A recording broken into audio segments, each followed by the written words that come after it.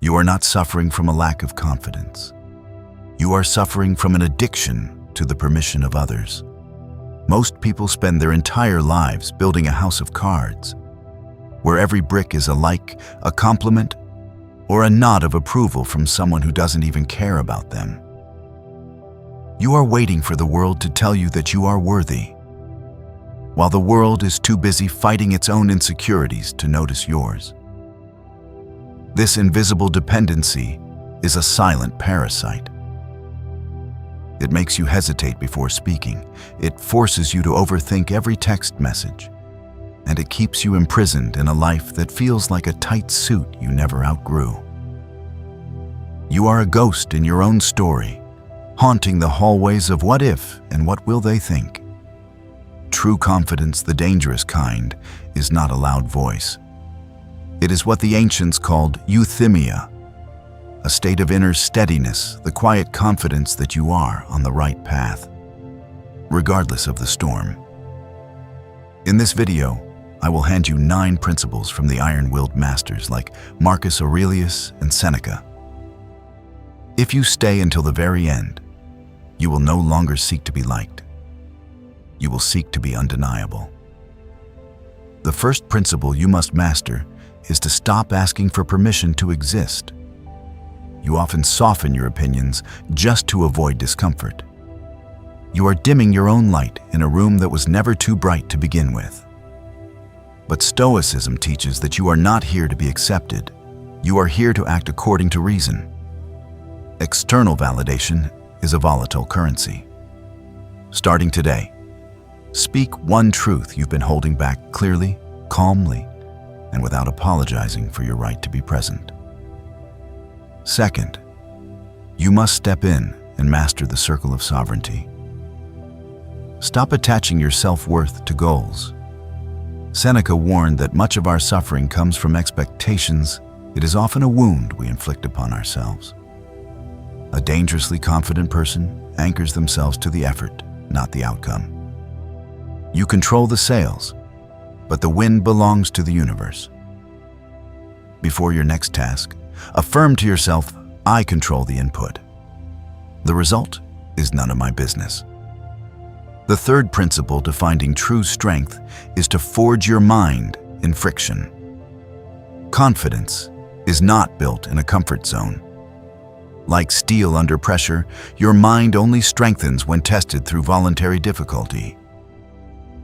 Instead of seeking constant stimulation, seek the discipline of absolute silence.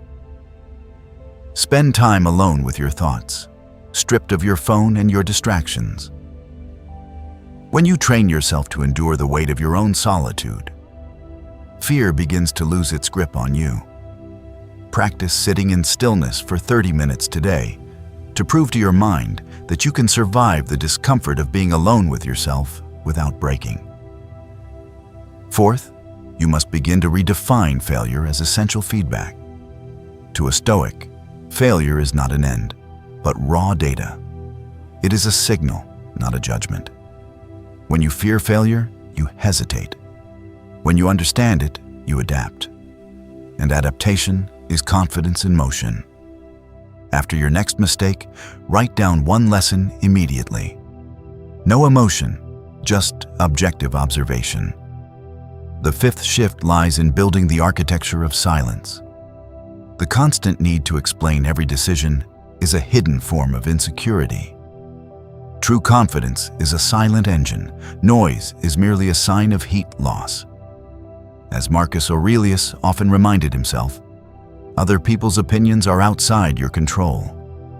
Confidence grows in the shadows of your work, not in the spotlight of your words. State your decision once, and do not defend it to those who seek only to argue. The sixth principle requires you to master your internal dialogue. Stoicism teaches that it is not things that disturb us, but our judgment about them.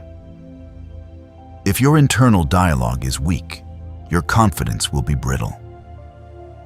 You must become the judge and the witness of your own thoughts. Catch a negative thought today and consciously rewrite it as a challenge to be conquered. rather than a fact to be feared. Seventh, you must learn to accept being misunderstood.